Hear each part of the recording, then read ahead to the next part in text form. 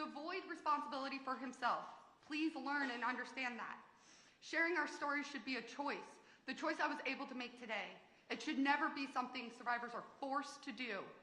The girls who were groomed by Ghislaine Maxwell and abused by Jeffrey Epstein should not be treated like criminals.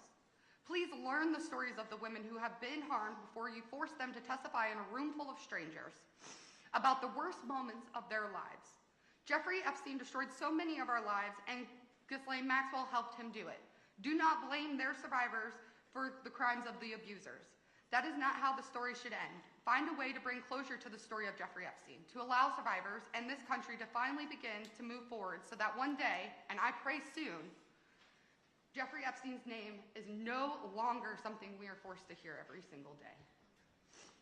And my last point, I'm not here today only to talk about the past. I am here for the children who are sitting in the classroom today, children who may be vulnerable, confused, and unsure of what is happening to them.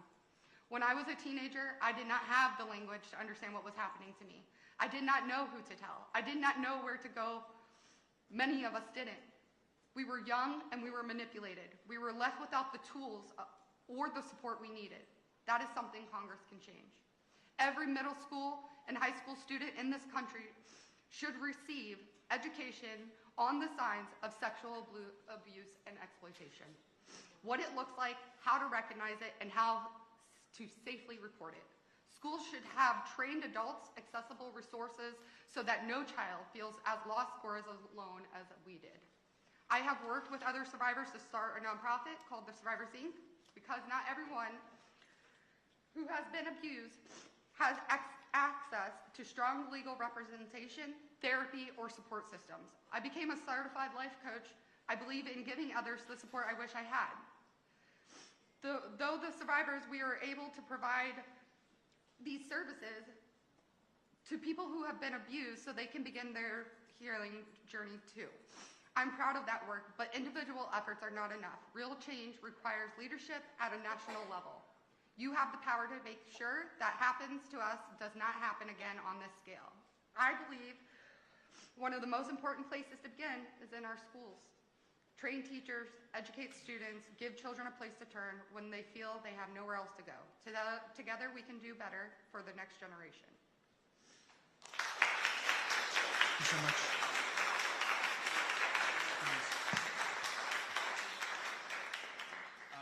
Ms. Bensky, you are now recognized for your opening statement.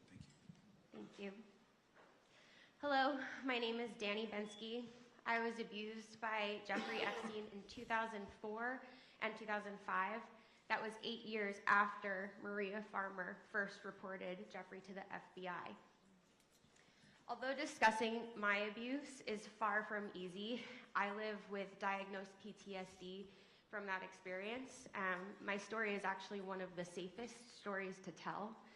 The key abuser who caused me physical harm is dead. It's imperative to understand that the stories you are hearing today are a tiny fraction of the whole. I am one of more than 1,200 girls and women. I don't face the same level of threats of defamation lawsuits and serious risks to my safety as some of my survivor sisters do. While there are co-conspirators who do need to be held accountable for the parts that they played in the operation of my own abuse, I was trafficked only to Jeffrey, which really, unfortunately, is not the case for so many others. I was groomed prior to meeting Jeffrey. I grew up in the dance world where perfectionism, body image issues ran rampant in a world that was built on hierarchy and secrecy. I would have my body criticized, critiqued, and manipulated, not so different from what I initially experienced with Jeffrey. I was trafficked to Jeffrey. I had 2 recruiters. One was a late teen, and the other was only 15 years old, just trying to escape her own abuse. Jeffrey weaponized my aspirations and dreams by speaking the language of dance and making false promises. My mom had been diagnosed with a brain tumor. I had seen the name Epstein listed on a donor wall and believed that his wealth and power had come from the medical profession. I brought him her scans, hoping to understand her diagnosis. Instead of helping her, he used my mother's brain scans over me, giving me an ultimatum: either recruit more girls or do more for him. I didn't end up recruiting anyone, and instead just endured the abuse. In May of 2005, my mother had a successful operation at Mount Sinai to remove the tumor, and I finally extricated myself from Jeffrey's web. The Epstein case demonstrates that institutional systems have failed survivors time and time again. I was first subpoenaed in 2008 for an interview. I was just 20 years old, and without a victim's rights advocate or a lawyer, I didn't know that I was entitled to those protections. No one told me I was safe, and for many parts of my interview, it felt like an interrogation. Jeffrey had already threatened my friend, and he had told me that I would be charged with prostitution if I ever interacted with law enforcement. He made it clear that he held the cards. The passage of the Epstein Files Transparency Act was a moment in which survivors hoped and believed that we might see some reckoning. But the system yet again failed survivors.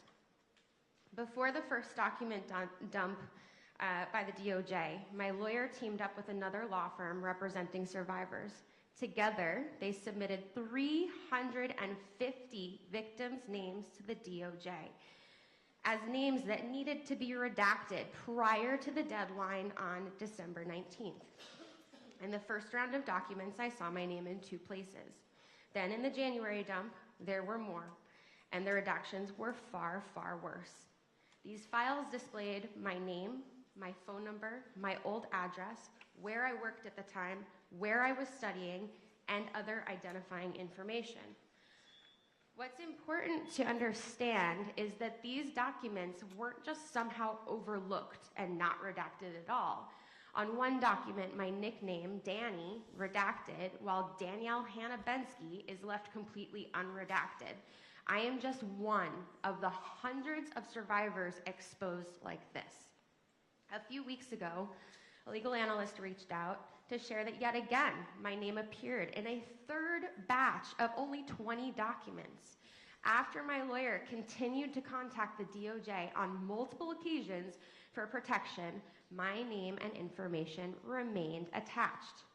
These documents hold disturbing and yet incomplete accounts of my abuse, and they were viewable not only by the entire world, but my child, my students' parents, my friends, my employers, my colleagues, my family. I am public.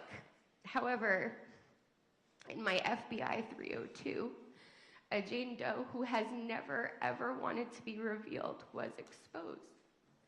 This outing of survivor names does real irrevocable damage.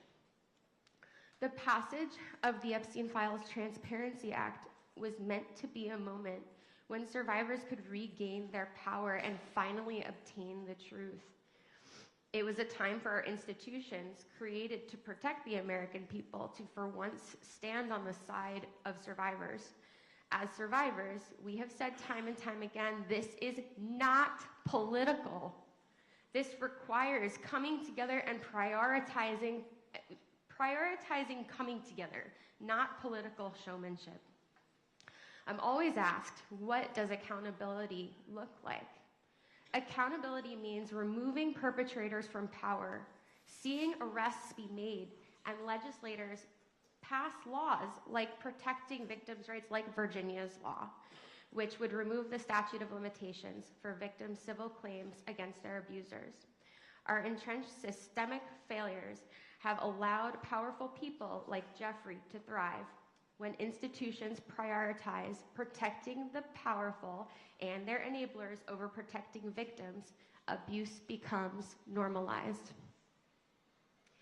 If we continue down this path, the question isn't whether abuse will happen again, but who will be the next Jeffrey Epstein. 60 days in injury. We have been Donald Trump groomers. So that we could have these conversations. but we're here today because it is right here, folks, right here in Palm Beach County more than 20 years ago that the survivors of Jeffrey Epstein's horrific crimes were first denied justice with devastating results. In 2005, the Palm Beach Police Department, led by then Chief Michael Ryder, I'm giving him a shout out, a good guy, he uncovered a deeply disturbing pattern of predatory sexual abuse by Jeffrey Epstein and his associates, targeting women, of course, and young girls, many recruited from our local high schools right here in Palm Beach County. The police did their job.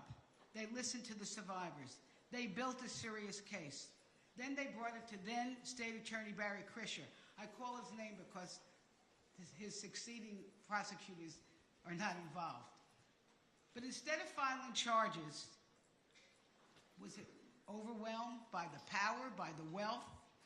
He sent the case to a grand jury where prosecutors shockingly minimized the abuse, limited the witnesses, and treated vulnerable young girls as if they were criminals. And you can read that grand jury testimony yourself.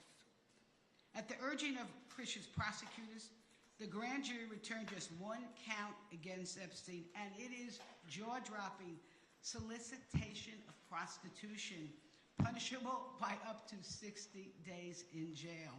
How crazy and wrong, an abomination, if you ask me. Disappointed and alarmed, Chief Ryder took the case to federal authorities, and what followed was more shock and awe to the justice system.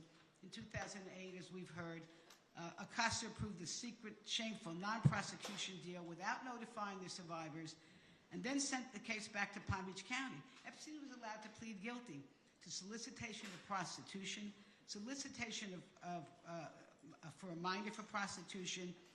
Really? That was that? And then he got an 18-month sentence, which he served about 13 months, federal immunity from prosecution here in South Florida, immunity for unnamed co-conspirators, and work relief privileges. Listen to this. He had work relief privileges that allowed him to leave the jail each day to continue his systematic sexual exploitation of women and girls. And the most troubling also, a deal was hidden from the public, and the full extent didn't come to light until reporting from the Miami Herald and the Palm Beach Post, who brought the fight to bring the grand jury records into the open. Justice was denied without explanation, and listen, I'm hoping as we move forward, these local prosecutors must be subpoenaed and they must be questioned under oath, because I think they know the secret. So these survivors were abused first by a predator and then failed by a justice system that too often protected wealth and power over vulnerable women and children. And let's be clear, folks, had prosecutors in Florida done their jobs, most likely hundreds of young women might have been spared unimaginable harm. So we're here again. We're going to continue to ask the questions that should have been answered years ago. Why was Jeffrey Epstein, a serial predator who used his wealth and influence to exploit underage girls, given little more than a slap of the wrist? Who else should be held accountable? And what must we continue to do to make sure this never happens again? We owe the survivors and the public the answers and more. And with that, I thank you, and I yield back. Thank you. Thank you, Congresswoman. We're going to, of course, hear some opening testimony from survivors and advocates who will speak about the failure of our justice system to protect them, others, and certainly to hold Epstein and so many others accountable. They're going to each provide some opening remarks. I do want to introduce them briefly. We're going to hear from Danny Bensky, who is an advocate, dance, teaching artist, choreographer, and Epstein survivor. As an educator of the arts, Danny's advocacy derives from creating a safer world for her students and future generations. She is a public speaker and hopes that by sharing her story, we can get an inside perspective into grooming and how abuse can happen and how systems fail people. Danny was abused by Jeffrey Epstein in 2004 and 2005 when she was just 17 years old and working as a dancer in New York City. She has since spoken out about the government's handling of the case and its pursuit of legal action. And of course, the amount of courage is incredible. And I want to thank, of course, Danny for being here. We'll also hear from Rosa. Rosa is testifying under her first name and under that name only, just for her own safety. She was recruited in Uzbekistan by a modeling agent, co-conspirator, and brought to the U.S. with promises of a career. She met Jeffrey Epstein in 2009 and was abused over several years. With her immigration status used to keep her from leaving, Rosa is a fighter, a coach, a wife, and a stepmother. And her courage, of course, is immense, and we want to thank Rosa for being here. We're going to hear from Courtney Wild, who was abused by Jeffrey Epstein in Palm Beach beginning at the age of 14. Courtney is a mom, advocate, and survivor. She later brought a lawsuit against the federal government over the non-prosecution agreement that allowed Epstein to avoid federal charges. And she will speak about its lasting impact on survivors. We're also going to hear from Jenna Lisa Jones, who was abused by Jeffrey Epstein in Florida when she was 14 years old. She has spoken publicly about her experience and about her disappointment with the failure to fully release information related to this case. She is a mom, a wife, and a founding survivor of Survivors, Inc. We're going to also hear from Spencer Kuvin, who is an attorney who represented some of the earliest survivors to come forward against Epstein, and he spent years advocating on behalf of victims.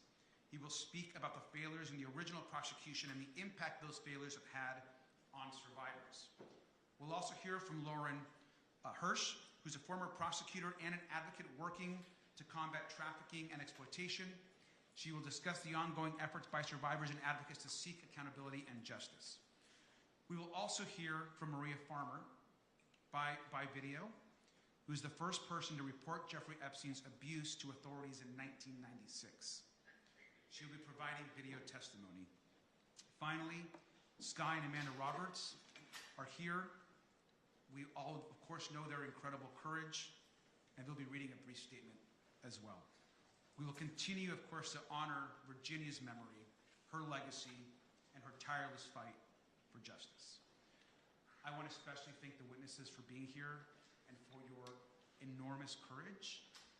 You are doing, obviously, a service, not just to all of the women and girls that have suffered, but to every single American woman and American girl in this country who need to be believed and who need to know that when they report a horror against them, that their government is going to believe them and is going to stand up for them. And so thank you for your courage today. I now am going to hear a video that Maria Farmer wanted folks to hear about. And so we're going to go ahead and play that. So Ms. My Farmer, name is Maria Farmer. I am the whistleblower who reported Jeffrey Epstein, Ghislaine Maxwell, Les Wexner, and others to the FBI 30 years ago in 1996. Today, I apologize for my appearance. I was not well enough to attend this hearing in person and have recently been released from the hospital. That's the result of 30 years of fighting. For 3 decades, I've carried a weight that no survivor should ever have to bear. I reported what I believed were heinous crimes against children, and these individuals responsible were involved in an international pedophile ring. I reported their crimes in real time, and the government continues to ignore me to this day. In 1996, I reported Epstein and his co-conspirators to my local New York City 6th precinct. The commanding officer told me local police could only address the local arson crimes, and he instructed me to immediately report the whole story, spanning several states, to the FBI. He told me that it was vitally important that I tell the whole story to the FBI, which I did. The FBI asked me questions, said they were familiar with some of the perpetrators I identified, and gave me every reason to believe they would respond. That failure, that single moment when law enforcement refused to take action, set off a cascade of injustice and grave repercussions to my sisters, my family, and so many others, and to me personally, including my health and well-being. The FBI's decades of failure and inaction led to countless more girls and young women suffering abuse and trauma that could have been prevented. Individuals like Virginia Jeffrey, Anushka DeGiorgio, Shantae Davies, Marika Chartone, Danny Bensky, Jenna Lisa Jones, Ashley Rubright, and Jennifer Rose, among others. Each survivor represents a life changed forever, suffering that could have been spared if the FBI had done their job in 1996. The failures did not stop there. In 2006, the FBI tracked me down, stating that they searched for me because they knew I had reported Epstein 10 years earlier and no one else had. They urged me to testify in a federal criminal trial against Epstein and his co-conspirators, and they promised that they would get him this time. I trusted them again, relied upon them again, and they betrayed me again. Rather than following through with their promises, the government offered Epstein a sweetheart deal and shielded powerful individuals from accountability, and they persist in granting special treatment to certain people to this day. I have received death threats from Maxwell and her associates, including one instance where they threatened to burn my apartment down. And those threats have not stopped. I have been subjected to more than 3 decades of ongoing harassment, vicious challenges to my truthfulness, and real danger from internet instigators, trolls, and more. Meanwhile, my numerous efforts to obtain my 1996 report from the FBI have been rejected time and again. In 2023, I wrote a letter to the government asking for an investigation of the government's actions or inactions in response to my 1996 report. The Inspector General replied, saying they were busy with other things, would get back to me, and they never did. I sent multiple FOIA requests for my FBI report records. In January 2025, in response to my most recent request, the government said that they would get back to me in November of 2027, a delay of 3 years. I finally received a letter saying they looked at my complaint, took some kind of action, and the matter was addressed, but what they did was a secret. With no other choice, I filed an administrative claim against the government and then a lawsuit. Since then, virtually nothing has happened, and I'm left waiting and wondering what is next. With the passage of the Epstein Files Transparency Act, after years of efforts to get my records, an FD 71 form was released for the first time, confirming just a small part of my 1996 whistleblower report and vindicating some of what I had said for years. However, the full extent of what I told the FBI was not in that document, so the release of the Epstein files provides only partial relief for me. Where is the evidence I provided of my sexual assaults and that of my sister Annie? Why won't the FBI release my full report? The failures of those sworn to protect us have overwhelmed me. Doing my civic duty has cost me dearly. The stress of this trauma, the government hiding and refusing to turn over written confirmation of my 96 report, along with the ongoing harassment and death threats, have contributed to me developing serious health issues, including Hodgkin's lymphoma, a brain tumor, and recently Addison's disease. In the last month, I have spent 23 nights in hospitals, including multiple nights in the ICU. Along with my health, it has robbed me of my career. In 1996, I was fresh out of graduate school and living a life that I had always dreamed, creating and selling art in New York City. When I was assaulted, threatened, held captive, my career was halted, and the trajectory of my life was thrown off course. So many others had their dreams shattered by these crimes, and they could have been prevented. Individuals like Virginia Jeffrey, who is the backbone of this case and remains the inspiration behind this fight. She's the reason my sister and I came forward publicly so we could stand together. She faced also relentless attacks to her credibility online, yet she fought. While Virginia may no longer be physically beside us, she's been our shining star and guiding light and remains so today. The rest of humanity owes it to her legacy to continue this quest. We are still walking down the trail that Virginia blazed for us, so let me be direct about what we need. The federal government owes us explanations, accountability for injuries caused, and a promise of systemic change when crimes against children are reported. Accountability should start with the government's acknowledgement and responsibility for their repeated failures to act in response to my 1996 report. The government needs to take responsibility for endangering and injuring girls and young women. The government needs to start telling the truth, face my lawsuit, and be held to account to me and to all others who have been harmed. Had the FBI done their job, 30 years of child sex abuse and trauma could have been avoided. I want my full FBI file, including the 96 and 2006 reports, including my art. We also need the FBI and the Department of Justice to fully investigate every lead in this case. We need investigation and prosecution of everyone responsible, both men and women. This includes the officials who enabled the 2008 sweetheart deal, the other perpetrators and the many co-conspirators, and anyone who is currently shielding powerful individuals from justice. No more protection for the guilty. There must be no pardoning or commuting the sentence of Maxwell, who sexually abused me, my minor sister, hurt so many girls and other young women, and personally threatened to kill me, has shown no remorse, and has demonstrated no basis on which to believe she would ever be truthful. As the Epstein case whistleblower, I have waited 3 decades for justice. It's a miracle I'm still fighting, especially considering what the stress of 3 decades of this case has done to my health and well-being. I will keep fighting for justice and transparency, for a better, safer future for the next generation. Thank you. Well, thank you. And obviously, I know we don't often get to hear from Ms. Farmer, and we're just very grateful that she chose to address, obviously, us and the country. I also want to thank her sister, Annie Farmer, who has been an incredible advocate, a survivor, of course, herself, and has really worked to share her sister's story and her own story whenever possible. We're going to hear some opening remarks also from Sky and Amanda Roberts, and so I would ask them to join us here at the podium, and I want to thank them also for their courage and for being here.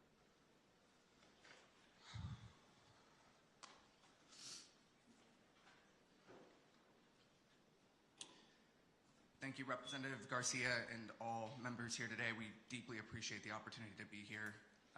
Obviously wish Virginia was here to do this herself, but I will do my best to keep it together and to get through this. My name is Sky Roberts, and I am the younger brother of Virginia Roberts Giuffre. I am here today because without Virginia's courage and her story, we would not be having this conversation about accountability. In the summer of 2000, just steps away from this courtroom at Mar-a-Lago, Virginia was recruited by convicted trafficker Ghislaine Maxwell. She was only 16 years old, a child who had just finished 10th grade when she began being trafficked. Before her passing, Virginia gave sworn testimony exposing this for what it truly was: a global sex trafficking operation enabled, protected, and funded by powerful people. For years, survivors have been asked the same question: who were the names? The truth is, many survivors stay silent because many of these individuals still hold power, wealth, and influence in our society. Point blank, period. That is dangerous.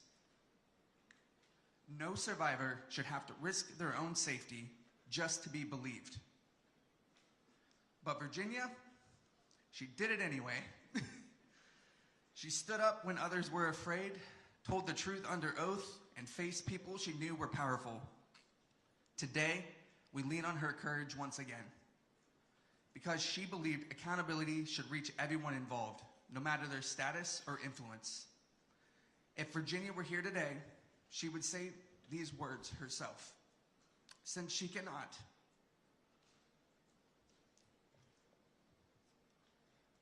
I will say them for her as her little brother. And with that, I'd like to share Virginia's own words from her sworn deposition dated May 3rd, 2016.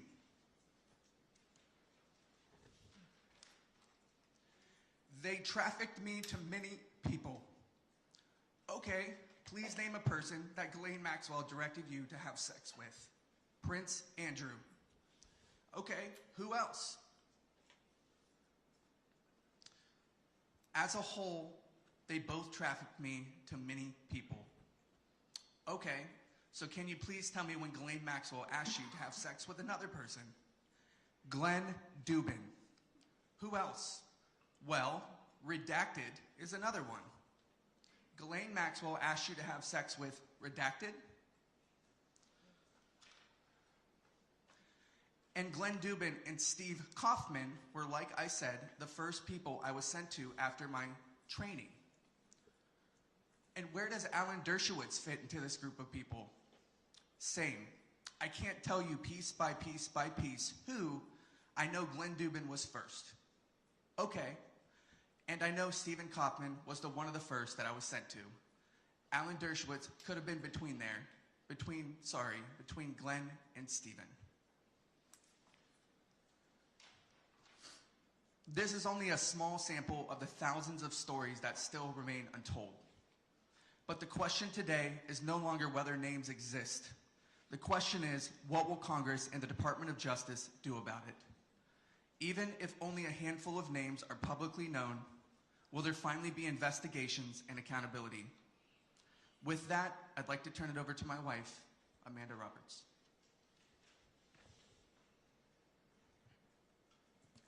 First, I want to thank this committee and Representative Garcia and everyone here who continues to fight with us for accountability, but most importantly, standing with survivors. Virginia's story was harrowing, and as you heard my husband speak, she wasn't afraid to say the names. We are talking about millions of files, sworn testimony, depositions, emails, flight records, bank records, photographs, videos, and evidence collected over decades. Evidence that points to a network, not just to people who trafficked and abused over 1,200 victims, girls, children, women, and boys. Epstein and Maxwell did not act alone, and Palm Beach was the blueprint. It was the center for expansion. So when this Department of Justice says there is nothing to see here, survivors know exactly what that sounds like. A cover-up. Virginia wrote in Nobody's Girl, "Don't be fooled by those in Epstein's circle who said they didn't know what Epstein was doing." That sentence should guide this committee's work. Because I don't recall is not enough. When people like Les Wexner are asked about Epstein's finances and alleged connections to his network, the public deserves real answers and investigations. When Howard Lutnick has given changing accounts about his association with Epstein, that deserves scrutiny, resignations, and investigations. When former Prince Andrew denied knowing Virginia, despite evidence and testimony surrounding that encounter, that deserves scrutiny and investigation. And when Acting Attorney General Todd Blanche met with Ghislaine Maxwell, a convicted sex trafficker accused of perjury, and shortly after was moved to a minimum security prison, that demands answers and investigations. So today we ask for 4 things. First, Congress must hold this Department of Justice accountable, including contempt proceedings, as the record has shown that this DOJ has violated the law. Second, state investigations must continue and expand in New Mexico, New York, Florida, the Virgin Islands, and everywhere this network operated. Third, this committee must issue further subpoenas and required alleged co-conspirators, enablers, financiers, and witnesses to testify under oath. Fourth, follow the money. Financial records are not secondary. They may be the key to exposing the full network. Suspicious payments, shell entities, possible tax violations, money laundering, and transactions connected to trafficking and abuse must be investigated aggressively, because financial crimes can open the door and lead to real prosecutions. And finally, the Epstein and Maxwell investigations must be reopened, not partially, not quietly, but fully. Survivors and the public deserve the truth, and enablers must no longer hide behind wealth, power, or silence. Thank you. Thank you both very much for those words. We are going to begin and hear some opening statements from our witnesses. So I want to just start by thanking Ms. Wild, who's going to be recognized now for her opening 5-minute statement. Ms. Wild. Hello, my name is Courtney Wild. When I was 14 years old, I was abused by Jeffrey Epstein. He abused me until I was 17 years old. What happened to me was terrible, but what happened after that by our own government changed my life just as much. I came here today to ask for one simple thing, to make sure this never happens again. I filed a case under the Crime Victims' Rights Act because government secretly made a deal with Jeffrey Epstein. They signed a non-prosecution agreement. They made the deal behind closed doors. They never told me, and they never told any of us. Instead, they sent letters telling me to be patient, even though they knew the case was already over. For years, I believed there was an investigation happening. There wasn't. When I found out the truth, I went to my lawyer, Brad Edwards. He took my case in 2008, and he fought for me against the government for over a decade. We wanted to do the right thing for all victims. Together, we wanted answers to a simple question: how could this happen? We had to fight all the way to the 11th Circuit, which took years to get the emails between the government and Jeffrey's lawyers to help us understand what happened. When we finally got them, they showed something I will never forget. The government wasn't trying to negotiate with Epstein's lawyers. It looked like the government was trying to make him happy. They were trying to make sure that the punishment they were going to give him was okay with him. It seemed like they had forgotten that there were 40 of us kids who had been abused by him. I was so confused because where I come from, if you commit a crime, you go to jail. I have never heard the feds of letting you help them decide which crimes they were going to charge you with, or if you're cool with how long you're going to spend in jail. But I thought, what do I know? Maybe that's how it works for rich guys. That's how it did work for Jeffrey Epstein. Finally, after 10 years of fighting, in 2019, a federal judge finally ruled that my rights and that the rights of other victims were violated by the non-prosecution agreement. But there was nothing that could be done about it. There was no remedy. I just want to say it again. I'm sorry, I have to. The court found that the government violated the law and nothing happened. That means the law, the Crime Victims' Rights Act, 18 U.S.C. 3771, does not matter. And if the law has no consequences, it doesn't protect anybody.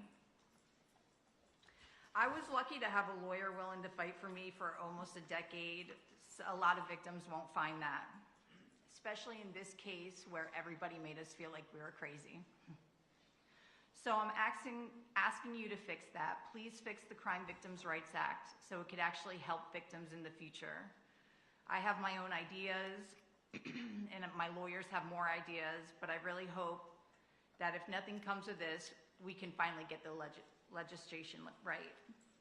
There needs to be a clear definition of what it means to meaningfully confer with victims. I'm still not sure what that actually means, but I know it never happened for me.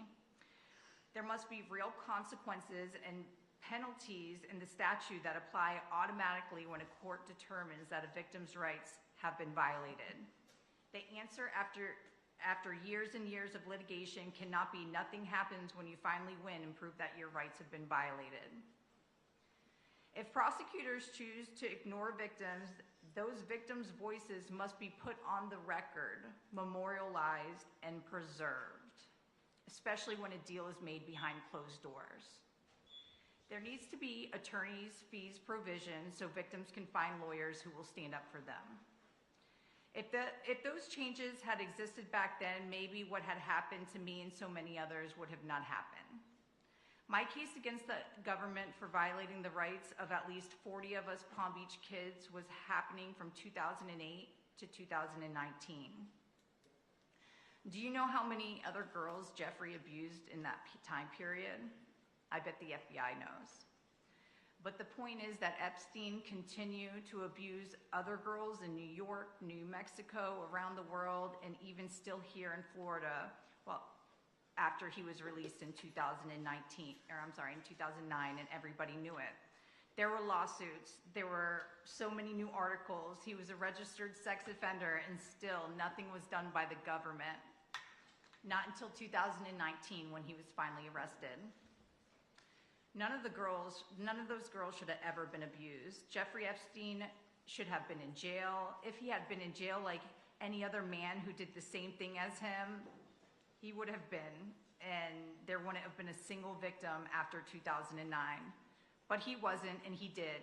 He abused so many girls after 2009, at the same exact time that I was asking the government why he got the deal and why they violated my rights.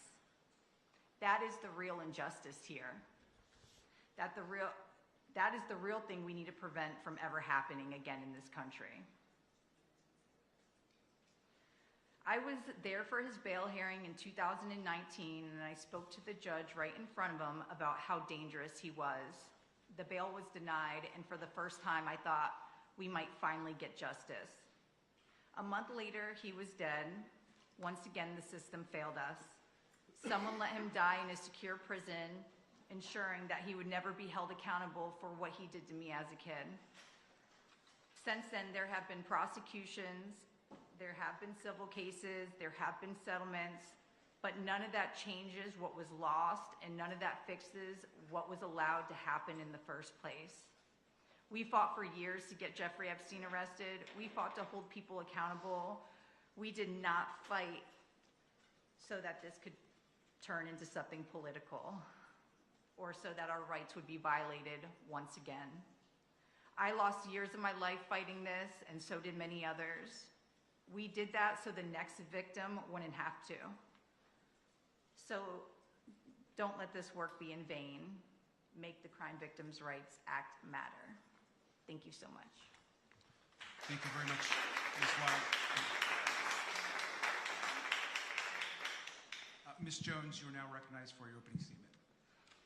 Ranking member and members of Congress, my name is Jenna-Lisa Jones. I was 14 years old when I was abused by Jeffrey Epstein in Palm Beach. It has taken me many years to find my voice. For a long time, I stayed silent because I was afraid and because I did not understand why this happened to me. When I finally came forward, I made a commitment to use my voice responsibly. I'm here today to do exactly that.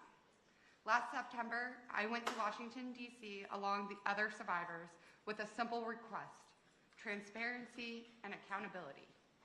We asked you to help us understand how Jeffrey Epstein was given a non-prosecution agreement, even though the government had evidence that he had sexually abused dozens of children, including me.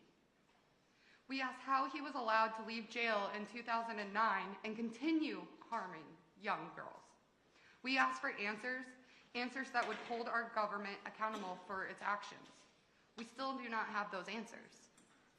Instead, what we received caused harm all over again, including too many of our survivor sisters who had never come forward before and who never wanted their names or abuse to become public. The Department of Justice released documents that exposed our names, our social security numbers, and deeply personal information. Survivors' identities were made public. Husbands learned about their wives' abuse for the first time.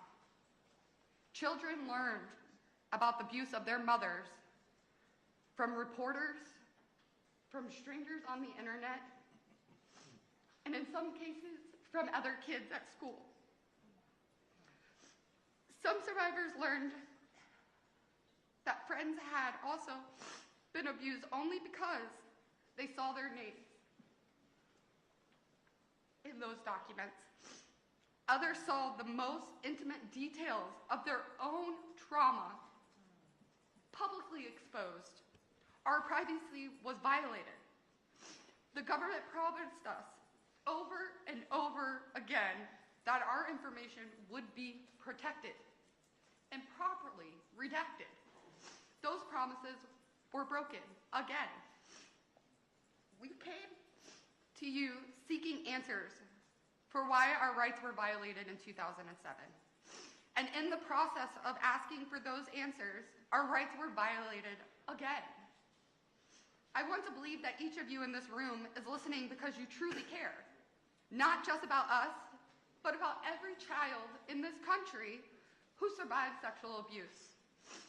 If Congress and the Department of Justice truly want to do right by the survivors, the path forward is not complicated. Acknowledge the failures.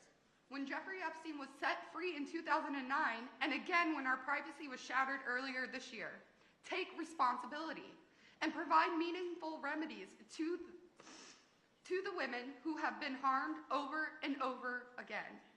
Please do not force us to relive this through more litigation.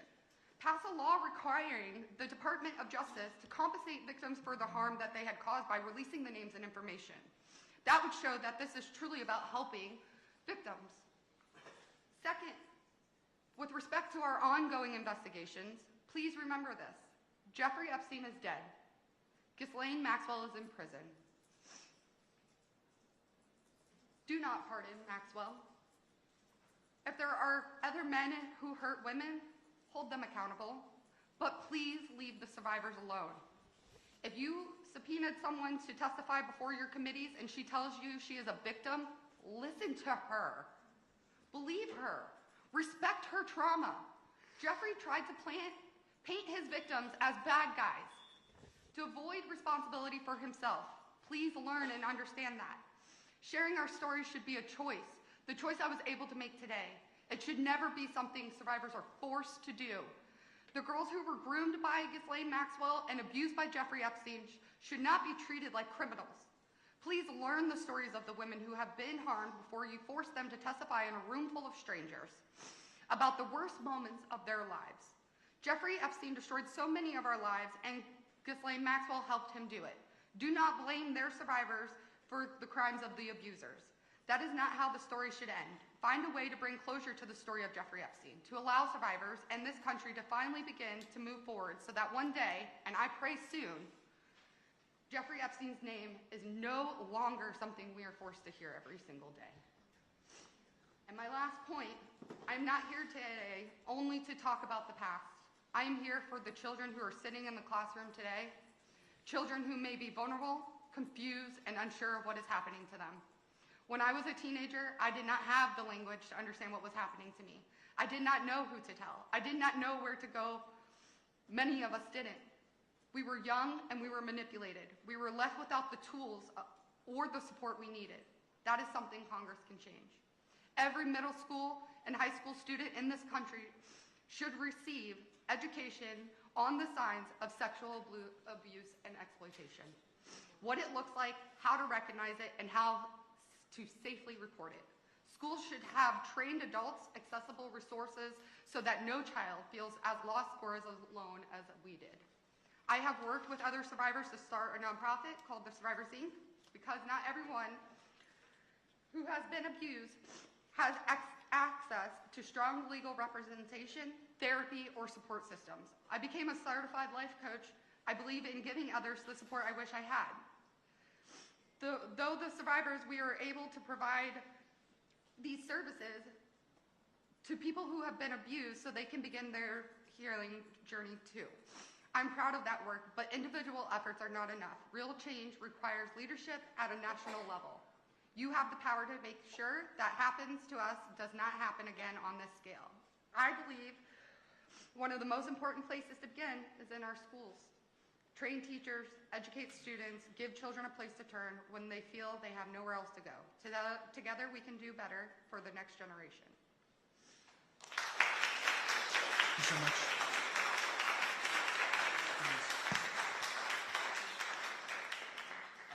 Ms. Bensky, you are now recognized for your opening statement. Thank you. Thank you. Hello, my name is Danny Bensky. I was abused by Jeffrey Epstein in 2004 and 2005. That was 8 years after Maria Farmer first reported Jeffrey to the FBI. Although discussing my abuse is far from easy, I live with diagnosed PTSD from that experience. My story is actually one of the safest stories to tell. The key abuser who caused me physical harm is dead. It's imperative to understand that the stories you are hearing today are a tiny fraction of the whole. I am one of more than 1,200 girls and women. I don't face the same level of threats of defamation lawsuits and serious risks to my safety as some of my survivor sisters do.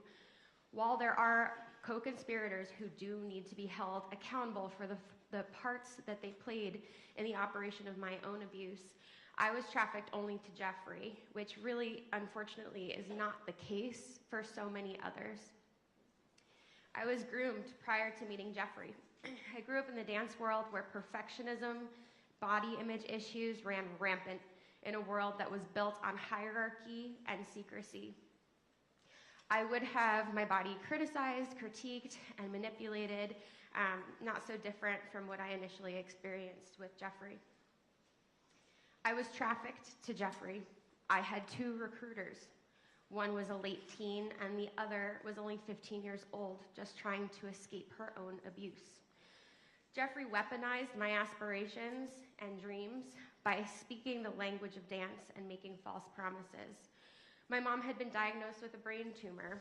I had seen the name Epstein listed on a donor wall and believed that his wealth and power had come from the medical profession. I brought him her scans, hoping to understand her diagnosis. Instead of helping her, he used my mother's brain scans over me, giving me an ultimatum: either recruit more girls or do more for him. I didn't end up recruiting anyone, and instead just endured the abuse. In May of 2005, my mother had a successful operation at Mount Sinai to remove the tumor, and I finally extricated myself from Jeffrey's web. The Epstein case demonstrates that institutional systems have failed survivors time and time again. I was first subpoenaed in 2008 for an interview. I was just 20 years old, and without a victim's rights advocate or a lawyer, I didn't know that I was entitled to those protections. No one told me I was safe, and for many parts of my interview, it felt like an interrogation. Jeffrey had already threatened my friend, and he had told me that I would be charged with prostitution if I ever interacted with law enforcement. He made it clear that he held the cards. The passage of the Epstein Files Transparency Act was a moment in which survivors hoped and believed that we might see some reckoning. But the system yet again failed survivors. Before the first document dump by the DOJ, my lawyer teamed up with another law firm representing survivors. Together, they submitted 350 victims' names to the DOJ as names that needed to be redacted prior to the deadline on December 19th. In the first round of documents, I saw my name in 2 places. Then in the January dump, there were more, and the redactions were far, far worse. These files displayed my name, my phone number, my old address, where I worked at the time, where I was studying, and other identifying information. What's important to understand is that these documents weren't just somehow overlooked and not redacted at all. On one document, my nickname, Danny, redacted, while Danielle Hannah Bensky is left completely unredacted. I am just one of the hundreds of survivors exposed like this. A few weeks ago, a legal analyst reached out to share that yet again, my name appeared in a 3rd batch of only 20 documents. After my lawyer continued to contact the DOJ on multiple occasions for protection, my name and information remained attached. These documents hold disturbing and yet incomplete accounts of my abuse, and they were viewable not only by the entire world, but my child, my students' parents, my friends, my employers, my colleagues, my family. I am public. However, in my FBI 302, a Jane Doe who has never ever wanted to be revealed was exposed. This outing of survivor names does real irrevocable damage. The passage of the Epstein Files Transparency Act was meant to be a moment when survivors could regain their power and finally obtain the truth. It was a time for our institutions created to protect the American people to, for once, stand on the side of survivors. As survivors, we have said time and time again, this is not political. This requires coming together and prioritizing coming together, not political showmanship. I'm always asked, what does accountability look like?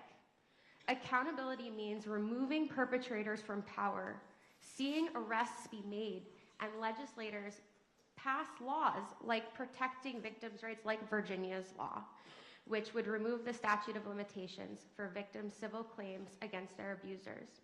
Our entrenched systemic failures have allowed powerful people like Jeffrey to thrive.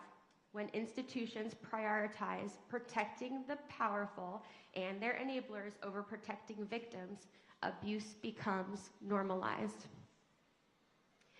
If we continue down this path, the question isn't whether abuse will happen again, but who will be the next Jeffrey Epstein. This moment is critical. It is time to reform our system to protect our survivors, not the perpetrators, and to ensure the truth can come to light. Thank you.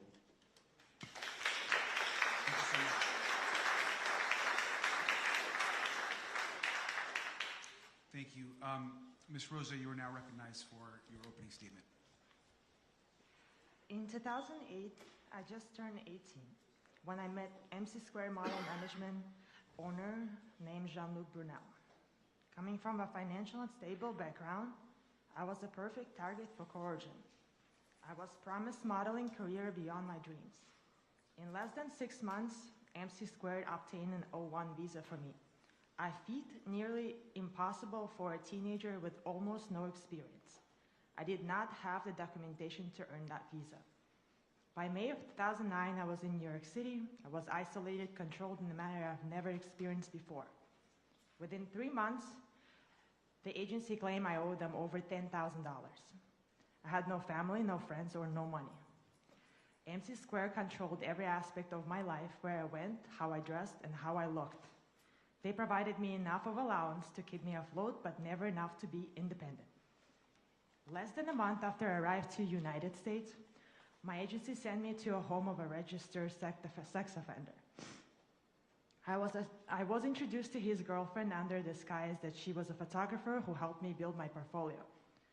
Now I know that Jeffrey Epstein was supposed to be in jail cell in June of 2008. I met him at his house right here in West Palm Beach.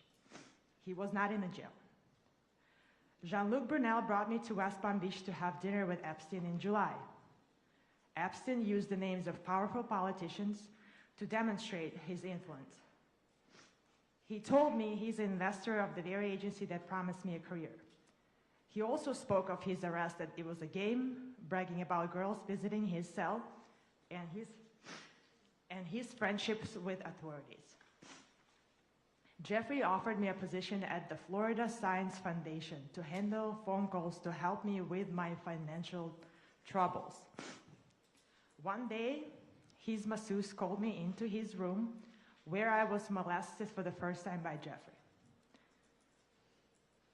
For the following 3 years, I was subject to ongoing rape. Jeffrey Epstein was under house arrest for the molestation of underage girls at the exact time he was abusing me. Seeing that the fact that he could commit those acts made justice feel impossible to me, and it took my ability to seek for help.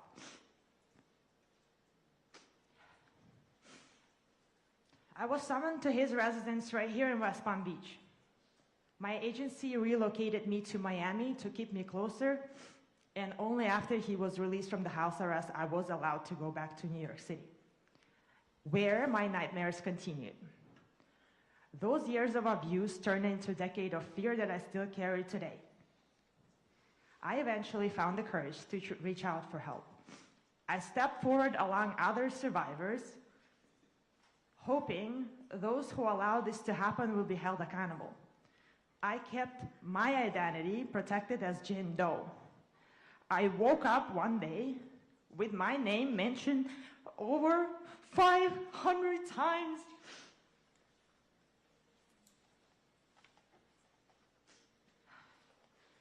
While the rich and powerful remained protected by reduction, my name was exposed to the world. Now reporters from across the globe contact me. I cannot live without looking over my shoulder. I can only imagine the long-term impact this mistake will have on my life. I wanted to be a doctor when I was a kid. So I want to end this statement with a story. In 1800, the doctor named Ignaz Semmelweis discovered something life-saving. He realized that the doctors who were performing autopsies and then immediately delivering babies without washing their hands were carrying cadaverous particles, causing women die in agony. He had evidence, he had solution. He begged the medical establishment to wash their hands to save lives. But the doctors were offended. They found it easier to protect their own reputation and maintain the status quo than to admit they were the ones causing harms. They chose their pride over the life of women, and Dr. Semmelweis was ignored, ridiculed, and eventually cast out. I see the same patterns happening today with handling of these files. Releasing my name while redacting the name of other powerful is not a mistake, it's a choice. It's a choice to prioritize the comfort of an institution over the safety of the survivors. The evidence is right here, yet those in power rather us die socially, emotionally, and physically, than admit their own complicity. I am no longer a Jane Doe hiding in the files. I'm a woman, I'm a fighter, and I'm a witness, and I'm begging you, please wash your hands.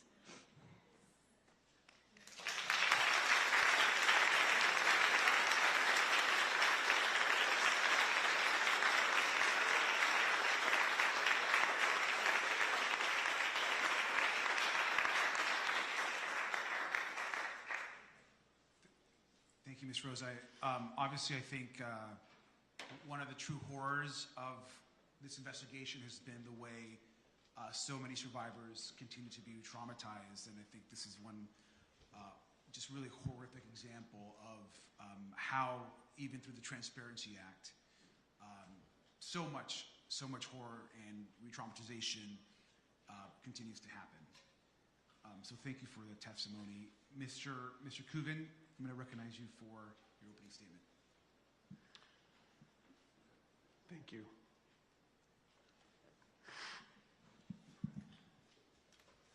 Truly moved by her strength. Ranking members of Congress. My name is Spencer Kuvan. I have represented numerous survivors of sexual exploitation and trafficking over the years, including the first victim to come forward in the Epstein investigation here in Palm Beach. I'm here today because what happened during the prosecution of Jeffrey Epstein was not simply a failure of judgment. It was a systemic failure of justice. In Palm Beach County, credible evidence of widespread sexual abuse involving minors was presented to state prosecutors, including my client. Law enforcement initially identified dozens of victims. The conduct was organized, repeated, and devastating. Yet instead of a prosecution that matched the scale of the harm, what followed was a secret agreement, as we know, that minimized the abuse and insulted the children that had been abused. Despite the efforts of some of the federal agents at the time, the U.S. Attorney's Office in the Southern District decided to have these secret meetings with Epstein's attorneys. The U.S. Department of Justice, in conjunction with the Palm Beach County State Attorney's Office at the time, colluded in secret to quietly shelve this case with minimal state charges that branded a 15 and 16-year-old child victim as prostitutes. They gave a sweetheart deal to Jeffrey Epstein and 4 named as well as unnamed co-conspirators. The Southern District U.S. Attorney at the time, Alex Acosta, spearheaded what every attorney advocate saw as the worst non-prosecution agreement ever executed by a U.S. attorney. This sent a message. It told victims that even when the evidence is strong, accountability is negotiable if you are rich and powerful. This awful non-prosecution agreement completely shut down further federal charges for the events they were investigating here in Florida. As I mentioned, that tragic deal was negotiated and signed in secret. Not only was it kept secret from the world, it was kept secret from me. Calls were made repeatedly to the U.S. attorneys investigating this at the time by myself, an advocate for multiple victims at the time, and of course it was kept secret from those victims. I was forced to file motions with the court to compel its ultimate disclosure even after it had been executed, and finally, after obtaining court orders, they turned it over to us.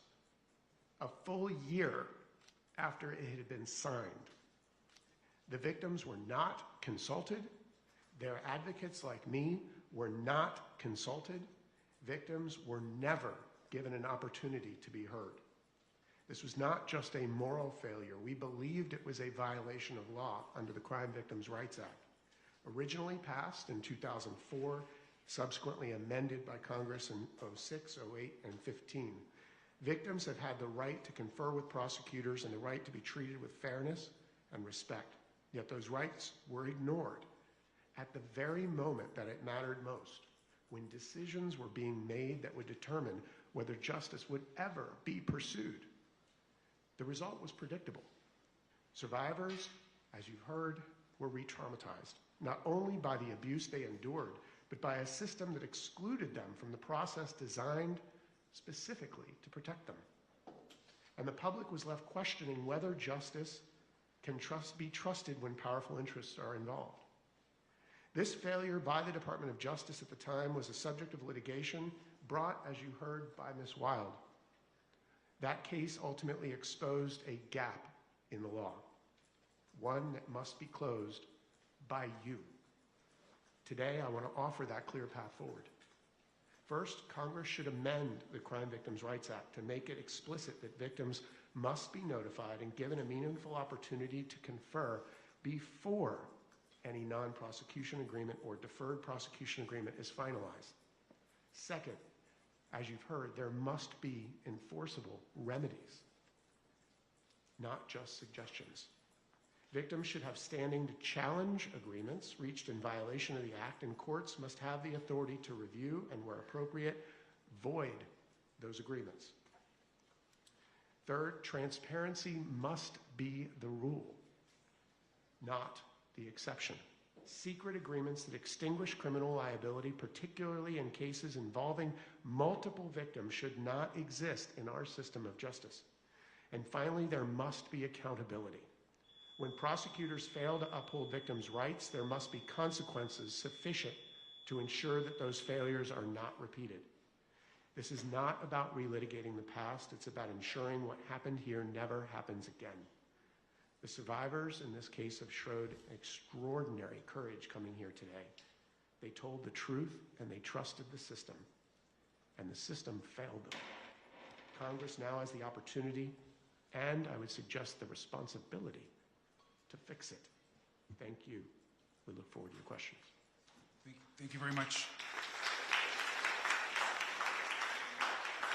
I'd like to go to Ms. Hirsch, please, who's now recognized for her opening statement. Thank you so much, Ranking Member, members of Congress. I'm Lauren Hirsch, the CEO of World Without Exploitation, the largest anti-trafficking coalition in the country. We have nearly 200 member organizations across the country. Many of those organizations are survivor-led. It is an absolute honor to sit beside each one of you. You are the reason this moment of reckoning is happening. What we have witnessed in the handling of the Epstein case is not simply a bureaucratic misstep. It is a deeply horrific failure to protect the very people the system is meant to serve. Survivors have repeatedly been promised dignity, confidentiality, and care.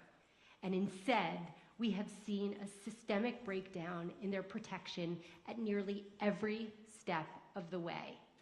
We have watched those with power and privilege manipulate the system, shielding themselves from accountability, while survivors have suffered in silence. Every one of these failures sends a devastating message, not only to Epstein survivors, but to survivors everywhere, that accountability is optional for the powerful. Survivors have had enough, and frankly, the American public has had enough of this too. We are now in a moment of reckoning that requires a thorough examination of all of the things that have gone horribly wrong, but it also requires a serious course correction. Survivors have been repeatedly harmed, first by Epstein and his associates, and then by law enforcement who refused to bring adequate cases, who didn't notify victims when secret sweetheart deals were made, who allowed abuse to continue even after pleas were entered in, and then they were again abused by the DOJ. When the federal government fails to provide protection under the Crime Victims' Rights Act, survivors cannot be left without remedy. We need a legislative fix immediately to provide compensation and recourse for violations of the Crime Victims' Rights Act, and this is urgent. I think everyone in the room has heard the survivors and understands the profound harm caused by the DOJ in releasing hundreds of names of survivors and their personal information in the aftermath of the Epstein Files Transparency Act. So I'll keep this part brief. As a former prosecutor, I understand that mistakes happen. We're human. But when hundreds of names are released repeatedly, including nude photos of a survivor, this can no longer be dismissed as human error. Something has gone horribly wrong inside the DOJ, and the American public deserves clear answers about how this failure has occurred. This requires a recorded deposition of Pam Bondi on May 29th, not a transcribed interview.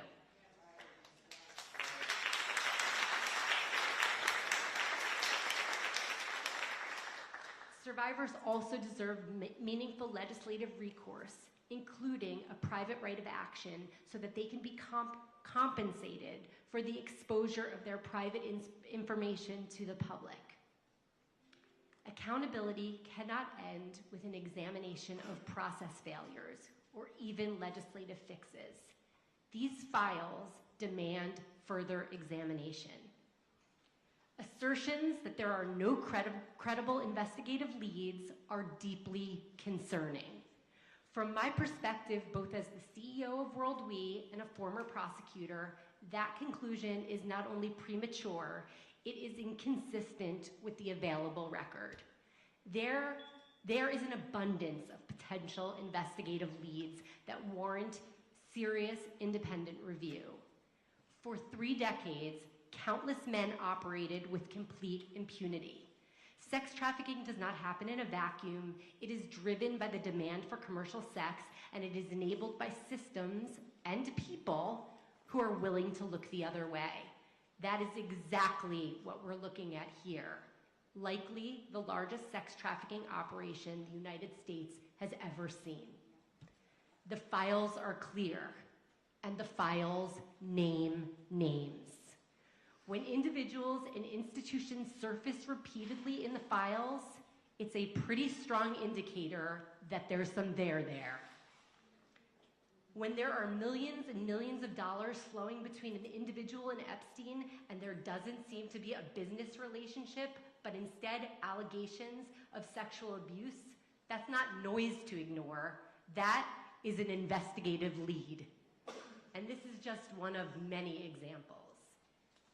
And the examples are not just limited to individuals. Major hospitals took money from Epstein and provided questionable care, and that's putting it nicely. Hospital systems, academic institutions, modeling agencies, and the list goes on. They all require careful, independent examination of investigative leads. The burden should not fall on the survivors to name names or drive investigations. Survivors should be given safe, voluntary spaces to speak, but they should not be compelled. The responsibility lies with investigative bodies, prosecutors, the DOJ, on relevant authorities to do their jobs thoroughly, transparently, and with integrity. Survivors have already carried far too much of the burden. They should not have to carry the failures of our institutions as well. What is needed now is not defensiveness, but accountability. And finally, for survivors and for World Without Exploitation, this is not and has never been political. I'm sure that it will be twisted into us entering the political fray by being here today. But we have been absolutely clear. We will and have worked with anyone who is serious about getting to the truth. The era of silence and inaction must end here. Thank you.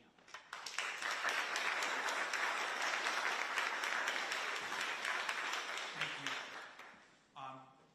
Obviously, just thank you to all of our witnesses for those opening statements. We're going to be moving on to questions and some comments from the members of this committee.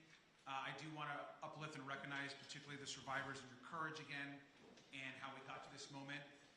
I want to start just by, again, just commenting that we're here because of the horrific crimes of Jeffrey Epstein, Ghislaine Maxwell, and numerous others, and the failure caused by our own government. And I want to, in my line of questioning, I just want to hone down on one thing which I think is really important. Last July, the administration's FBI and DOJ released a 2-page document saying, and I quote, "We did not uncover evidence that could predicate an investigation against uncharged third parties." In other words, the current administration, through its DOJ, believed that this investigation was over, that no one else could be investigated for perhaps the worst sex trafficking ring in American history, that no other person could be held accountable, or there could be further convictions of the horrors made and against 1,200 women and girls. Now we here and some of our colleagues on the Republican side of the aisle have worked together to file motions, to file laws, and to push this investigation forward. And I want to be very clear. The DOJ, this administration, the President and the Attorney General made it clear that this investigation, in their opinion, was a hoax, was a lie, and there was nothing else to do to move forward. The DOJ tried to close this case. Through our investigation, we have learned that many of the witnesses that we have been going through deposition, through transcribed interviews, were never questioned by law enforcement. And this is something that we learned only by forcing these interviews and by sitting asking these questions. How could Les Wexner have never been interviewed by our own government, who was the source of most of Jeffrey Epstein's wealth and was never questioned? How can some of the folks on this document the FBI had in their possession not ever have been questioned by our own government or law enforcement? How could Darren Indyke and Richard Kahn, who you can see in this chart and were essentially the brain trust of Jeffrey Epstein's organization, how could they never have been questioned? That is not a mistake. That is a cover-up. And what I think we want to make very clear is this is not just about the mistakes and the ongoing harm of the Trump administration. This has been harm posed by numerous administrations led by both Republicans and Democrats. And when folks come and ask, well, why wasn't the former administration, Attorney General Garlick, more engaged on this issue? I ask the same question. Why wasn't Merrick Garland more engaged and focused on prosecutions and more focused on getting out the truth? This is not just about partisan politics. This is a continued pattern of abuse and not seeking justice. But we're here now, at this moment in this Congress, with this administration, and this cover-up must end. I want to briefly ask the survivors, if you believe that this investigation should continue, if your government should continue this investigation. Ms. Spensky. Yes. Rosa. Absolutely yes. Ms. Wild. Yes. Ms. Jones. Yes. Thank you. And we agree. It's unacceptable that folks have been not questioned, that there haven't been criminal prosecutions, and that our own former Attorney General continues to be engaged in this cover-up. They want to end this investigation. But what we are saying today is we need to come together with our bipartisan allies on the other side, and especially some Republican women who have stood and continue to push for truth and justice. We welcome their support in this investigation. At a hearing back in March, former Attorney General Bondi told one of my colleagues, quote, "I'm stunned that you want to continue talking about Epstein." That was her quote. Ms. Spensky, you were there. So was Sky Roberts on behalf of Virginia. Attorney General Bondi didn't spend 1 minute talking to you, but instead wanted to end the Epstein investigation. Today we're here to tell the former Attorney General that we are demanding that she come in for her date with the subpoena, that she testify under oath, and that it's videotaped and released to the American public, and the survivors deserve nothing less.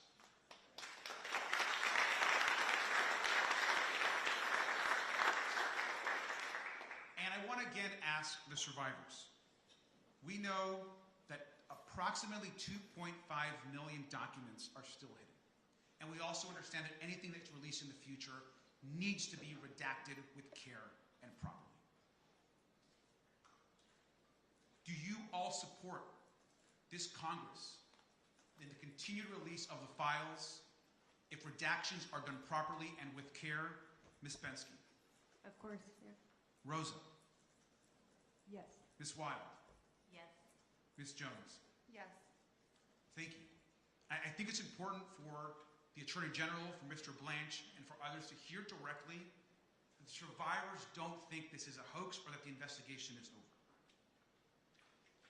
Everyone in this room is committed to making the truth and justice a part of our legislative work. We have to pass laws and do the right thing. What we're facing right now is a systemic government, agencies, and administration that's trying to end this work, and we have to push back on it. We have sworn testimony. We've seen emails from the Epstein estate, from many others, even about the relationship and the friendship between the current president and Jeffrey Epstein. We continue to demand that the president force his DOJ to do the right thing by the survivors and to ensure that we get truth and justice. We're just a few miles away from Mar-a-Lago, where we know Ghislaine recruited and harmed and abused women, where Virginia herself was recruited. And we also know that the president, or his residence is just a few miles from here, is the one man in America that has the power to do the right thing and force the DOJ to release the files, protect the survivors, and demand and ensure that the American public get the truth. And that's why we're here today. And with that, I yield, and I will turn it over to Representative Christian Wolf. Thank you. Thank you, Mr. Ranking Member. Thank you to all the witnesses. Thank you for your bravery, your conviction, and your determination. Today, I want to ask you first about Ghislaine Maxwell. Ms. Wild, in a written victim impact statement that was filed in court, you said that the abuse you suffered was, quote, deliberate and systematic, designed by Epstein and facilitated by his staff and associates, including Ghislaine Maxwell, correct? I don't think that's I never had any relationship with Ghislaine Maxwell. Can you repeat that? In a victim impact statement in Jane Doe 1 and Jane Doe 2 versus the United States. Oh, yes. Yes. Okay. I'm sorry. I've never met Ghislaine Maxwell, but yes, that's what the other Jane Doe. Ms. Bensky, at Maxwell's trial, survivors testified that Maxwell participated in the sexual abuse of girls. Maxwell recruited victims for Epstein, including at schools. And that Maxwell once told a 14-year-old girl that she, quote, had a great body for Epstein and his friends. Isn't that what was testified to? Yeah, my experience was not with Maxwell, but I am sure that that is true. Ms. Jones, after Maxwell was found guilty of unconscionable acts, Politico reported that Maxwell's lawyer, this guy right here, said that there's a good chance and for good reason that Maxwell would get a pardon. You have publicly stated that, quote, clemency would be a slap in the face to all survivors, right? I agree with that wholeheartedly. I think everyone on this panel agrees, probably.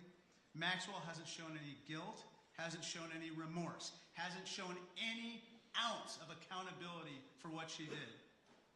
I've introduced a House resolution condemning clemency for Maxwell. I hope everyone here will join me because we have to do everything in our power to block a pardon for Ghislaine Maxwell.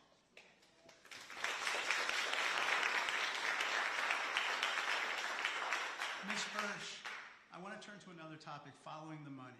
You're aware of Epstein-related financial records called suspicious activity reports, SARS reports, that have not been produced, correct?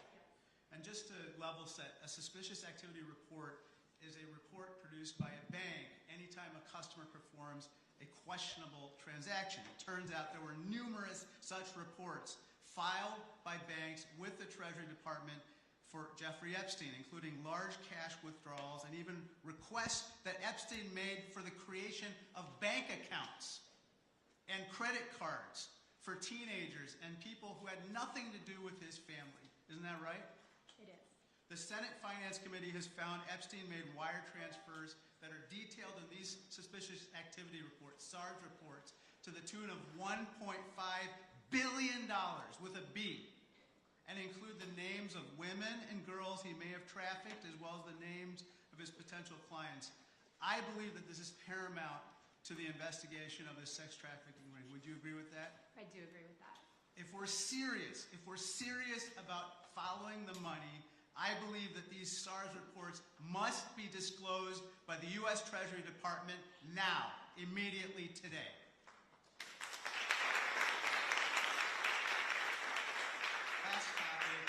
Last topic, Ms. Hirsch.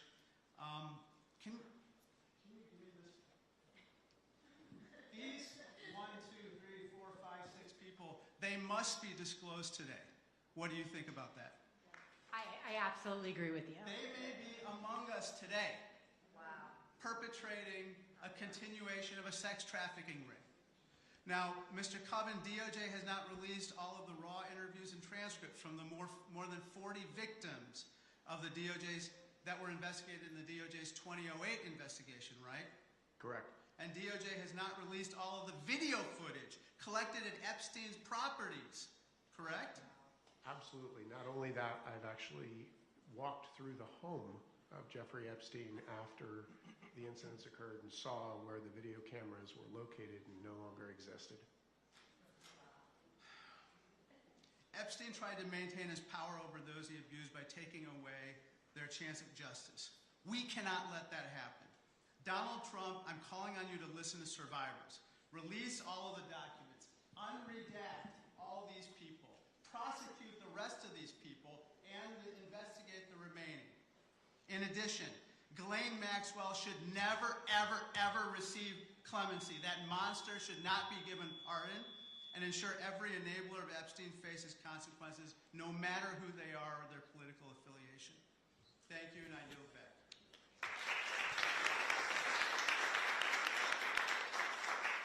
Thank you. Now we'll have Representative Stansbury. Right. Well, good morning, everyone. And I just want to start out by acknowledging our survivors who are here with us, and to those of you who spoke.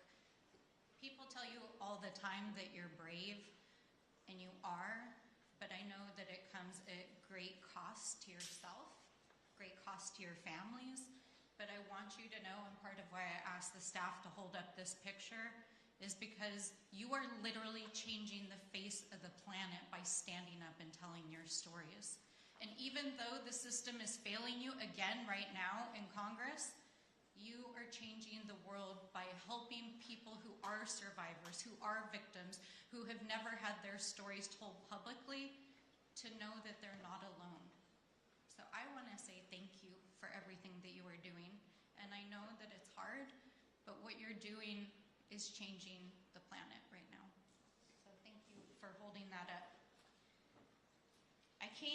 I got in early yesterday, and I went for a walk. I walked to downtown here in West Palm Beach, and then I walked across the bridge. I think like millions of people across the country, I've seen, of course, the documentary that documents what happened here in West Palm Beach. And I wanted to walk across the bridge that survivors had told the story themselves of literally having been driven across.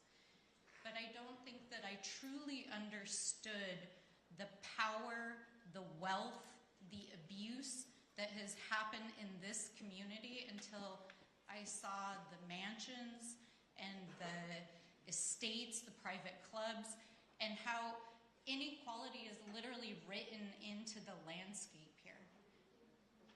And the reason why I wanted to start there is because there has been a lot said about the system of abuse that Epstein and Maxwell perpetrated.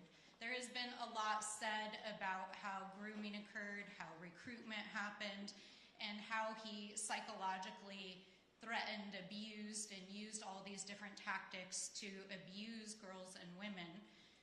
But I want to make one thing clear here today, and I want to ask some questions about this, is we talk about the system failing.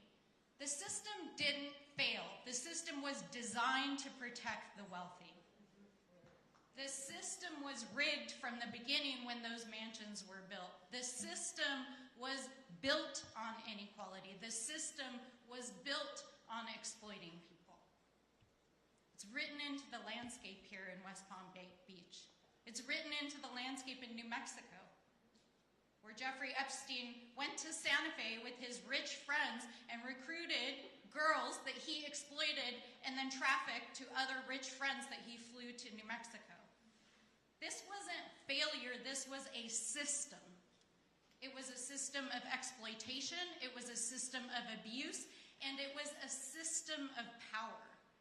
And that's one of the things that I want to really dive into here with my short time today. Because the officials, the federal, the state, the local, the attorney generals didn't just fail to investigate these cases, they chose not to investigate them.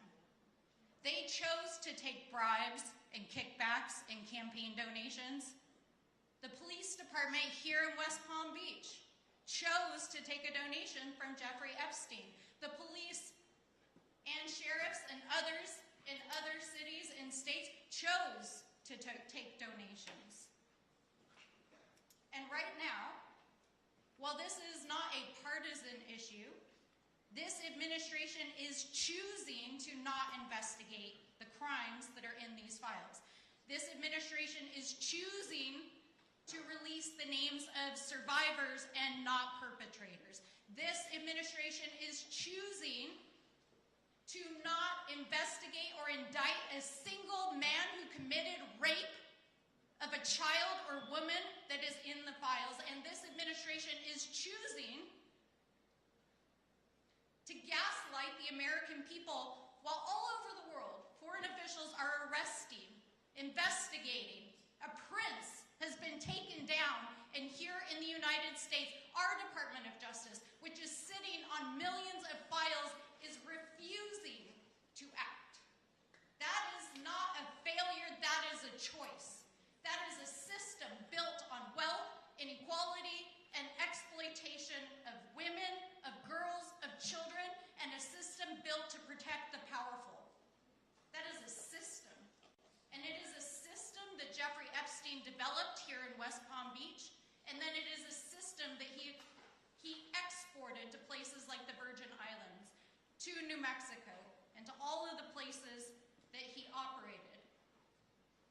And so I want us to think about, as we're moving forward with this investigation, we can investigate all the hundreds or even thousands of micro decisions that were made by local police, by sheriffs, by state police, by the Department of Justice, by AGs who chose to turn a blind eye and not prosecute these crimes. But the only way we are actually going to get justice in this case is by changing the system itself. And that's exactly what you guys are doing.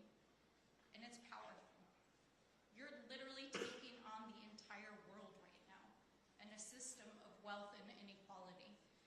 So I want to ask the survivors, because I feel like you get asked all the time to retell your stories, and I've read your stories. Anyone can go in the files and read your stories, but I want to hear from you what justice would look like in this case. So maybe starting here on the end. It's always a sore subject, because I'm just like, at this point, honestly, I don't think justice will ever be served in this case. And that's just my experience of the past 20 years that I've dealt with it. If I were really optimistic, and it did, I think it would be, for one, the Crime Victims' Rights Act. We have to fix that law. Also, education in the school systems. Maybe like with the sex ed, or just there has to be more education on what grooming is, on what sex trafficking is. It's not, I think a lot of people have a picture in their head that is just not reality. And for me, being that this happened in Palm Beach County, I think there needs to be like a building, and I think that the first 72 hours that a survivor tells their story and comes forward and says, okay, I'm ready to tell this, and it's such a crucial time. I think there needs to be something dedicated in Palm Beach County to all of our childhoods that were lost and taken. When we came forward and we told our stories, man, I was treated like a criminal by the federal government. And I just think, I guess justice would be change.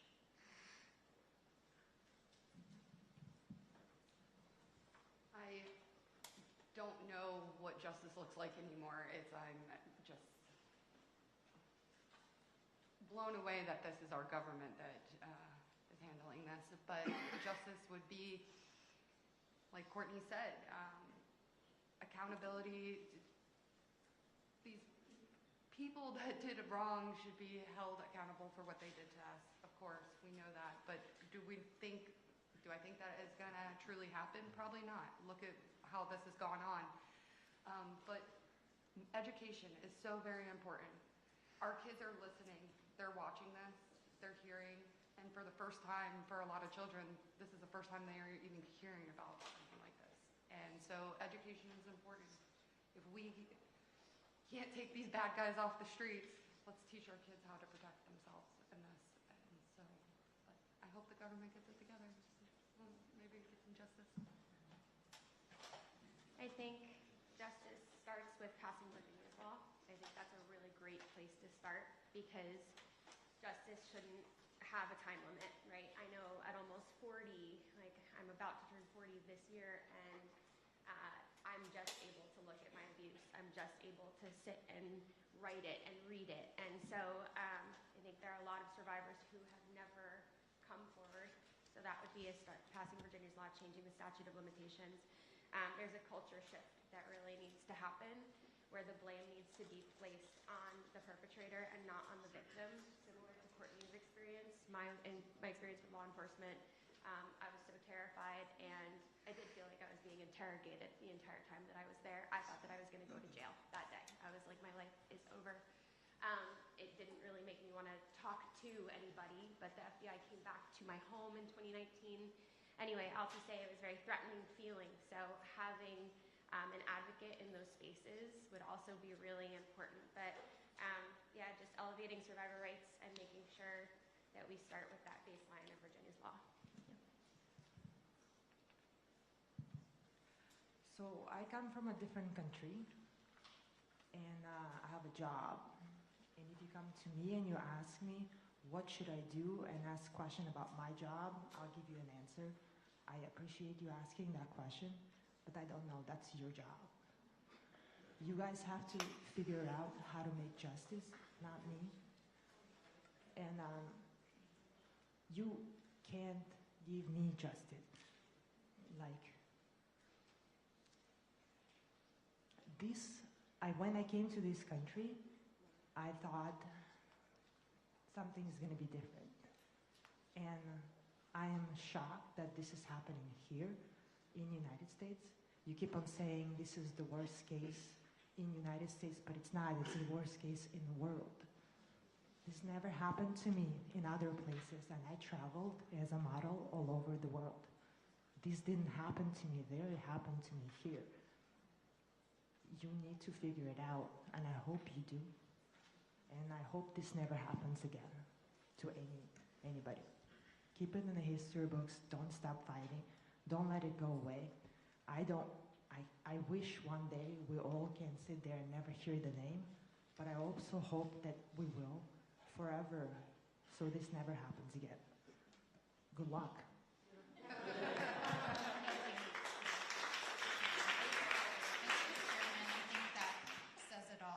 Our job. So, thank you. Thank you so much. Representative Frost.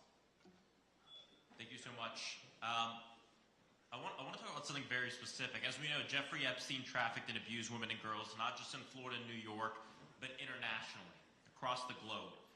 This case shines a light on the truth of sex trafficking, and it informs us as members of Congress of the changes and the reforms we need to pursue in many different areas that sometimes seem different but are all connected.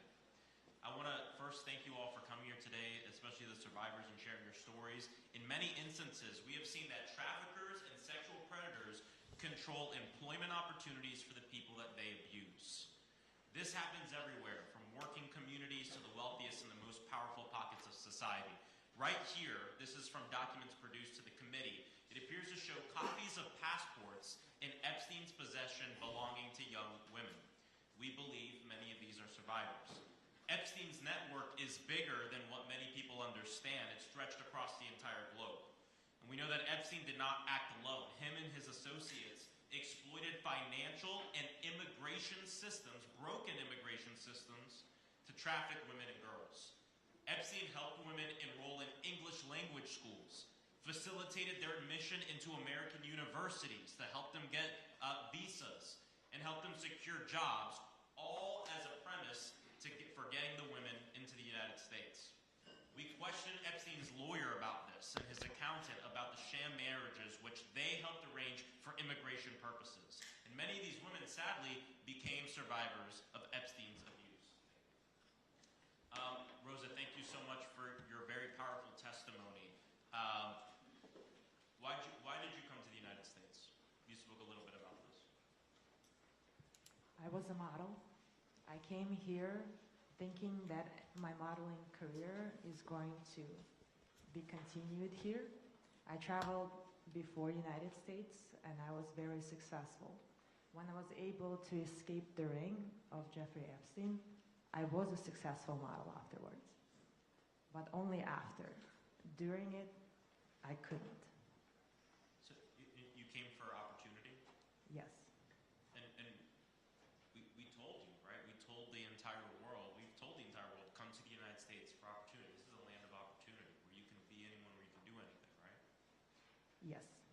New York City was a top of a list for any model traveling and getting a contract. Rosa, can you help us understand how Epstein, Brunel, and their associates used the promises of modeling jobs to recruit you and other women? When you enter modeling, you have a dream of ending up and walking a Victoria's Secret show or on a cover of Vogue magazines. So when you're a teenager and somebody approaches you saying that they can be there to help you and be your word ally, I hate that word really, because that was used many, many times in trying to make me believe that they are my ally in order to get those jobs. So naturally, it comes across like these people care. And you believe them. Why? Because you're just a teenager.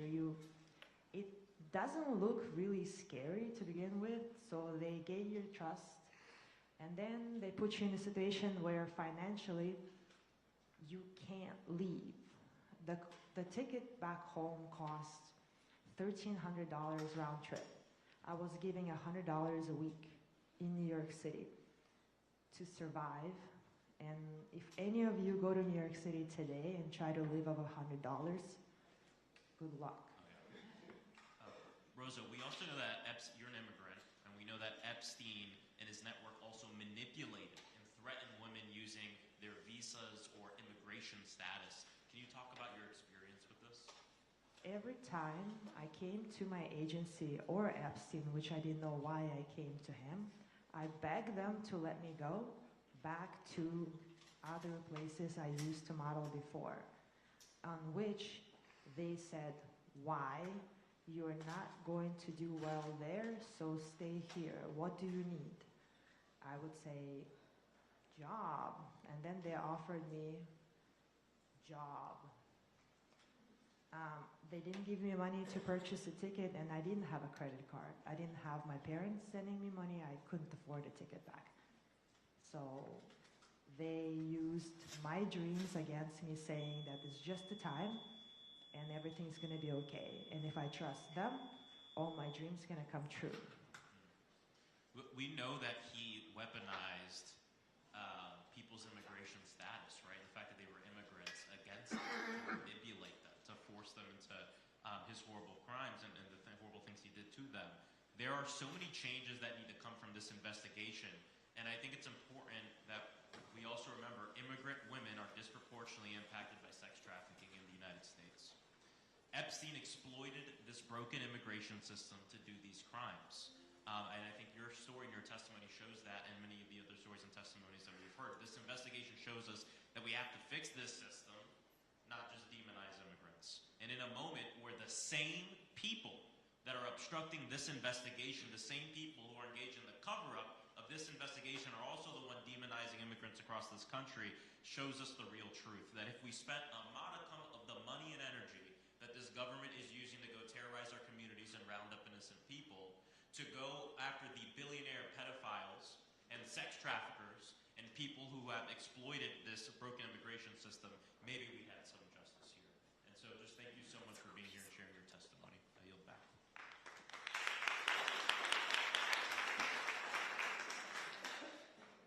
And now I'll recognize Ms. Lee from Pennsylvania. Thank you, Ranking Member. I want to start, like many, by just grounding us in the people who have too often been ignored. Survivors like Danny Bensky, who was just 17 when she was lured to work for Jeffrey Epstein with false promises and then threatened with her mother's illness. Rosa, who was trafficked across borders and abused for years. Courtney Wild, who not only survived abuse, but then had to lead a legal fight for recognition by a Department of Justice that was supposed to protect her. And Janalisa Jones, who has sounded the alarm that a paltry release of DOJ files hints at a possible, probable cover-up. I just want to thank you all for being here, for continuing to show up, for your continued courage and your commitment to justice. We recognize that you are unfortunately four of very, very many more survivors. And I hope you know that your presence today means to survivors across this country, how important it is to them. For decades, survivors have worked in good faith with law enforcement to try to expose Epstein and his co-conspirators, only to have their interests and their needs ignored. From a bogus non-prosecution agreement way back in 2008, to the inexcusable release of personal identifying information from Pam Bondi and Todd Blanche's DOJ. The DOJ seems perfectly capable of concealing the names of these rich and these powerful folks in the files that have been released, but they did not give that same level of care to the actual survivors. And here in Florida, Alex Acosta spent more time cutting the deal with Kenneth Starr, Alan Dershowitz, and other well-connected lawyers working for Epstein and with Epstein than he did actually listening to survivors. This sweetheart deal enabled Epstein to continue abusing survivors while he was out on work release, as we've heard. The DOJ has failed to indict any other perpetrator of sex trafficking beyond Epstein and Maxwell, despite all the complaints and the reports that other individuals were implicated and involved, including from survivors themselves who have named these people. They seem to have no plans to do so.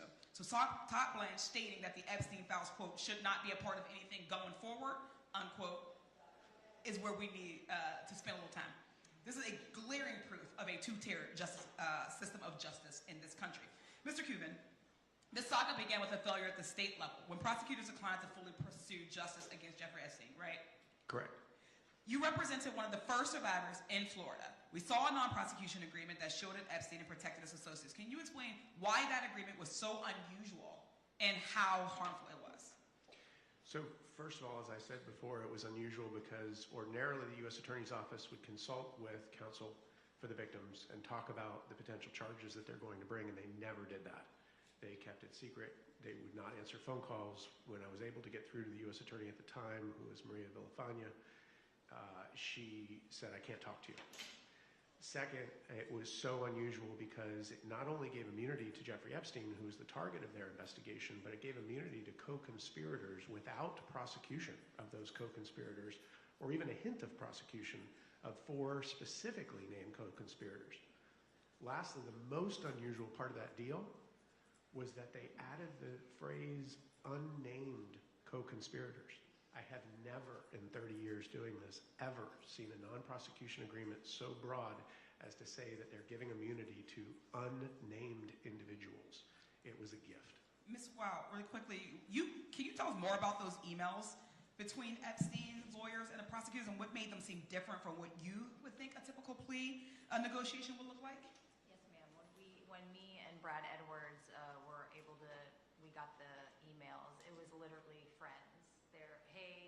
They were meeting at Starbucks, they were meeting off the record, wherever they wanted. These were friends literally negotiating how much time, what it would look like, what the charges were going to look like, what they were going to say during the grand jury. It was all scripted. It was all set up, cover up. I just want to say really quickly, does any survivor have you felt protected or seen or heard by the government? No, ma'am. Just no. The redactions, none of my information has been redacted.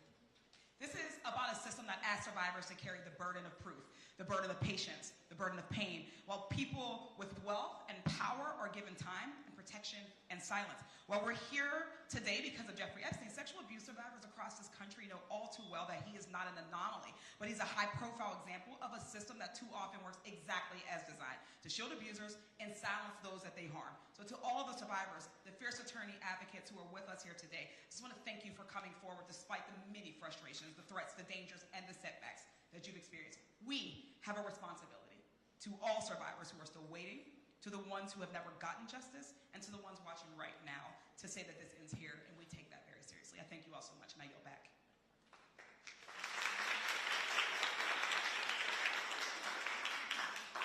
Thank you so much, Ms. Lee. And now I am going to recognize myself for 5 minutes. I've been smiling probably more than I am supposed to as I've sat here because y'all bring me so much joy. And let me tell you why. The reason is this.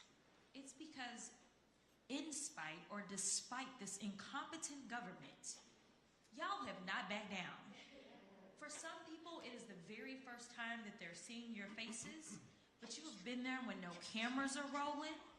You have been there for decades, and you are still showing up. The reality is that you are not a child in this moment, but you know that other children are potentially being subjected to something similar in this exact moment. And it is your courage that is contagious. We don't have that, unfortunately, in Congress. We got a bunch of cowards. But your courage is contagious. Think about it this way. One of the things that I really want to clarify, because I have had an opportunity to hear some of your stories and meet with some of you in person and behind closed doors, a lot of people who potentially are not on the right side of history right now, one of the common questions they ask is, how is it that this could have happened to so many people, yet when you were going through your experience, you failed to see anybody else or know anything else, and you thought that you were all alone. And I know that that is something you have told me directly. So for the people that are watching, and they're hearing numbers like, man, thousands of girls, but at the same time, they're hearing, you know what, I never saw anything else. Whoever feels most comfortable, if you will, because for me, I don't think that I have that much confidence in the government overall doing what's right for the right reason, but it is the pressure from outside. It is you going out there and being courageous that has made the people rise up. That is why we were able to get some kind of movement. And so I want to build more allies for this movement right now. So if any of you would like to answer that question. Thank you for that, first of all. But I think it starts with our young people knowing that they need to speak up. Because for me, I think I was pit against a friend of mine that went together to Jeffrey the first time, and he was very good at using the manipulation to hold us there. And so I felt like I couldn't tell anybody, and I didn't tell anybody. So I think it starts with the youngest, you know, if an experience feels off, to have a young person speak out and talk to even just a friend about that, and then say to that friend, hey, is this happening to you? Then the two of them can talk to an adult, and then we're already making change because we're already taking it out of the dark. I think the secrecy was the hardest part in my own abuse, and meeting all of the survivor sisters in September absolutely changed my whole life. And so I do think if you can find community and if you can find the people who boost you, it's really important, but it starts with our youngest survivors. Thank you so much for that. And in fact, you brought up young survivors. You know, a quick question that I have for each of you is, do you believe that a child has the ability to consent to sex? Okay. Interestingly enough, most of the time our laws, whether they're state or federal, acknowledge that as well, but I have a transcript and I won't go through it, but it relates to the case that stemmed out of here where they were trying to make it seem as if a child victim was a criminal.